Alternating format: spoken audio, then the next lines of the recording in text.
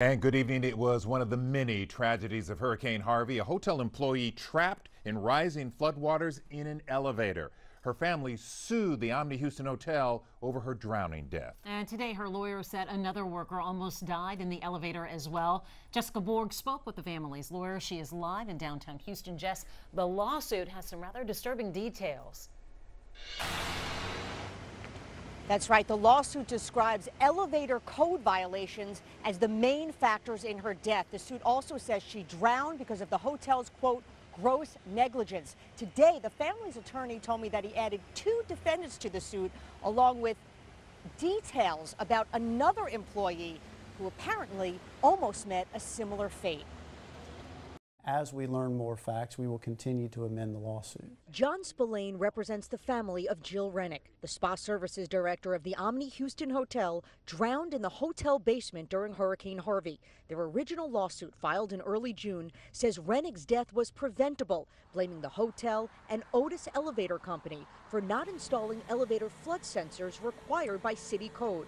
Today, 2 elevator inspection companies were added as defendants. This flood sensor, which is less than $350 to purchase, had been in place as it should have been, Jill would be with us. The suit says Rennick became trapped in the elevator with rising floodwaters getting in. She was able to pry the doors open, but then became trapped in the basement. Her body was found 11 days later in the ceiling. She'd been desperately searching for air. Her sister says she can't imagine her final moments. It was just gut-wrenching. I mean, nobody should ever go through that. Can you? I mean, you put yourself in that place. I mean, it's just horrible. The family's lawsuit says the hotel knew it was prone to severe flooding and never took proper safety precautions. This hotel had an event as recent as 2015, just 2 years before Miss Rennick's tragedy, where they knew their elevators would go into flooded areas and people could get trapped.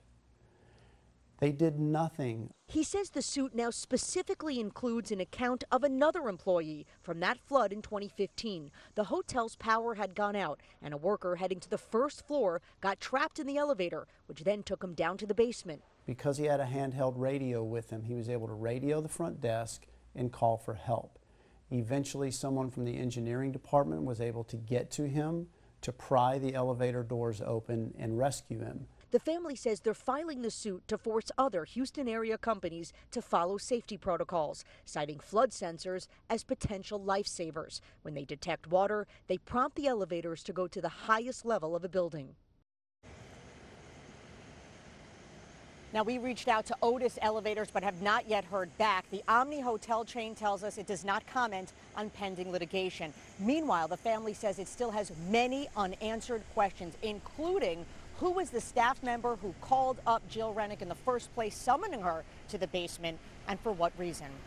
We are live this evening from downtown Houston. Jessica Borg, KHOU 11 News.